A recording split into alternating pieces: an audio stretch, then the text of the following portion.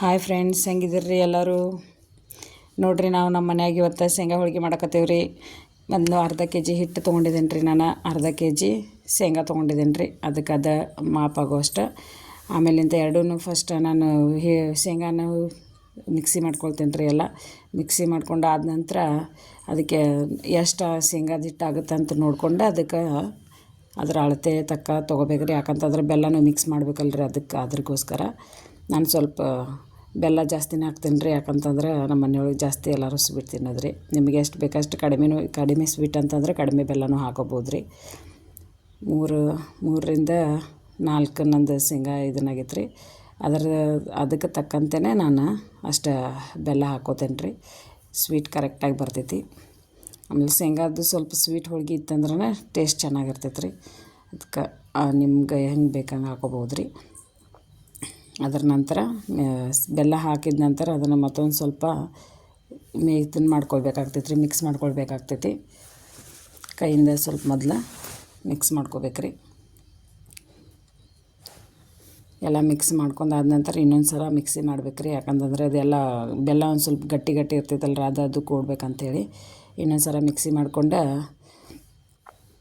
ಆಮೇಲೆ ಅದಕ್ಕೆ ಸ್ವಲ್ಪ ಏಲಕ್ಕಿ ಪುಡಿ ಬೆರೆಸ್ಕೊಬೋದು ರೀ. ನಾವು ಬೆರೆಸ್ಕೊಂಡು ಆಮೇಲೆ ಅಂದ್ರೆ ಅದ್ರದ್ದು ಟೇಸ್ಟ್ ಚೆನ್ನಾಗಿ ಬರ್ತೈತಂತ್ರಿ. ಆಮೇಲೆ ನಾನು ಸ್ವಲ್ಪ ನೀರು ಹಾಕ್ಕೊಂಡು ಅದನ್ನು ಉದುರಾಗಿ ಕಲಿಸ್ಬೋದು ರೀ. ಯಾಕಂತಂದ್ರೆ ಅದು ಉದುರಿದ್ರೆ ಅಷ್ಟೊಂದು ಸರಿ ಇದನ್ನು ಹೋಳಿಗೆ ಲಟ್ಸೋಕೆ ಬರೋಂಗಿಲ್ಲ ರೀ. ಅದಕ್ಕೆ ಸ್ವಲ್ಪ ಹೂರ್ಣದ ಅದಕ್ಕೆ ಅದನ್ನು ಸ್ವಲ್ಪ ನೀರು ಹಾಕ್ಕೊಂಡು ನಾದ್ಕೋಬೇಕು ರೀ. ಚೆನ್ನಾಗಿ ನಾದ್ಕೊಂಡು ನಂತರ ನಾನು ಮೊದಲು ಹಿಟ್ಟನ್ನು ಕಲಸಿಟ್ಟಿದ್ದೆ ರೀ.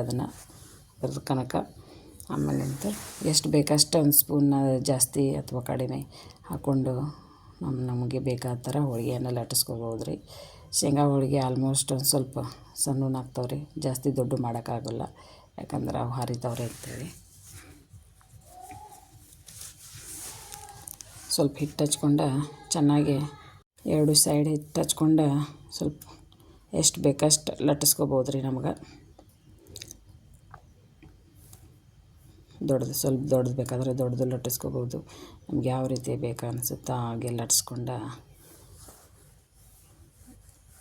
ಆಮೇಲೆ ಅದನ್ನು ಚೆನ್ನಾಗಿ ಬೇಯಿಸ್ಕೋಬೇಕು ರೀ. ಸ್ವಲ್ಪ ನೀವು ಎಣ್ಣೆ ಬೇಕಾದರೆ ಎಣ್ಣೆನೂ ಹಾಕ್ಬೋದು. ನಾನು ಎಣ್ಣೆ ಯೂಸ್ ಮಾಡತ್ತೇನೆ ರೀ. ತುಪ್ಪ ಕೆಲವೊಬ್ಬರು ತುಪ್ಪ ಹಚ್ಚಿನೂ ಬೇಯಿಸ್ತಾರೆ ರೀ. ನೀವು ತುಪ್ಪ ಬೇಕಾದ್ರೆ ತುಪ್ಪನೂ ಹಾಕಿ ಬೇಯಿಸ್ಬೋದು ರೀ. ಅದನ್ನು ಎರಡು ಸೈಡ್ನೂ ಚೆನ್ನಾಗಿ ಬೇಯಿಸ್ಕೋಬೇಕು ರೀ. ಹೋಳಿಗೆನೂ ಟೇಸ್ಟ್ ಅಂತೂ ಮಸ್ತ್ ಅಂದ್ರೆ ಮಸ್ತಾಗಿರ್ತೈತೆ ರೀ. ಟ್ರೈ ಮಾಡಿ ನೋಡ್ಬೋದು ರೀ ನೀವು ಒಂದು ಸಲ.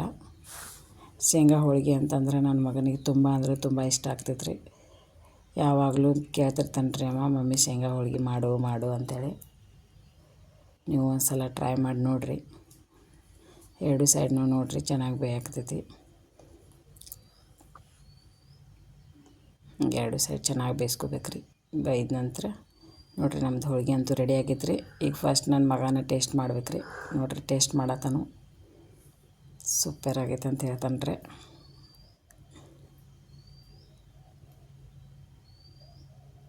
ನೋಡಿರಿ, ನೀವು ಒಮ್ಮೆ ಟ್ರೈ ಮಾಡಿ. ಬಾಯ್.